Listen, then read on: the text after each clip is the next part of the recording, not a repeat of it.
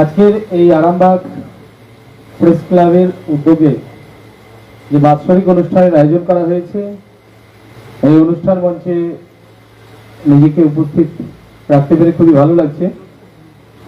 আজকে মঞ্চে উপস্থিত আমাদের রয়েছেন আমাদের আরামবাগের বিধায়ক হেমন্ত বাগ, রয়েছেন আমাদের বিমানদা পরশুরার বিধায়ক, রয়েছেন গোঘাটের বিধায়ক প্রশান্ত দা, আরামবাগের এসডিপিও সাহেব রয়েছেন, বরিষ্ঠ সাংবাদিক বন্ধুগণ রয়েছেন, ওসিগণ রয়েছেন, এখানে কয়েক আরামবাগ রয়েছেন, গোঘাট ওসি রয়েছেন সহ যারা যারা রয়েছেন এখানে মঞ্চের সামনে সমস্ত সাংবাদিক বন্ধুদের আমি আন্তরিকভাবে ধন্যবাদ অভিনন্দন জ্ঞাপন করছি।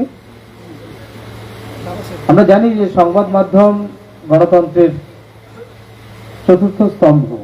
সংবাদ মাধ্যমের সংবাদ পরিবেশন সমাজের চোখ খুলে দেয়। বিভিন্ন ক্ষেত্রে দেখেছি দীর্ঘ এই রাজনৈতিক জীবনে বিভিন্ন সময় সংবাদ মাধ্যম সমাজের চোখ খুলে দিয়েছে, আবার কিছু কিছু ক্ষেত্রে কিছু পরিবেশন খারাপও লেগেছে। তো আমরা চাই আপনাদের মাধ্যম দিয়ে গণতন্ত্র প্রতিষ্ঠিত হোক। যে বিষয়গুলো আমরা সবসময় দেখতে পাই না বা সব জায়গায় আমরা পৌঁছাতে পারি না, কিন্তু সংবাদ মাধ্যম সেই জায়গায় পৌঁছে যায়। অনেক কিছু বিষয় আছে যেগুলো আমরা জানতে পারি না, আপনাদের কাছে খবর থাকে, আর আপনাদের কাছ থেকে আমরা খবরগুলো পাই, প্রশাসন খবর পায়, সেগুলো নিয়ে প্রশাসন তৎপর হয়ে ওঠে আর দ্রুততার সহিত কাজ করার চেষ্টা করে। দীর্ঘ প্রতীক্ষার পর, দীর্ঘ লড়াইয়ের পর, দীর্ঘ সংগ্রাম আন্দোলনের পর পশ্চিমবাংলায় এক পরিবর্তন ঘটেছে। সেই পরিবর্তনের সাথে আপনারাও ছিলেন। আপনাদের সুদৃঢ় মনোভাব বা সঠিক পরিবেশন সমাজের চোখ খুলে দিয়েছে। তাই আজকে পশ্চিমবাংলায় পরিবর্তন হয়েছে, সরকারের নতুন সরকার গঠন হয়েছে। আমাদের মাননীয় মুখ্যমন্ত্রী শুভেন্দু অধিকারী মহাশয়ের নেতৃত্বে পশ্চিমবাংলায়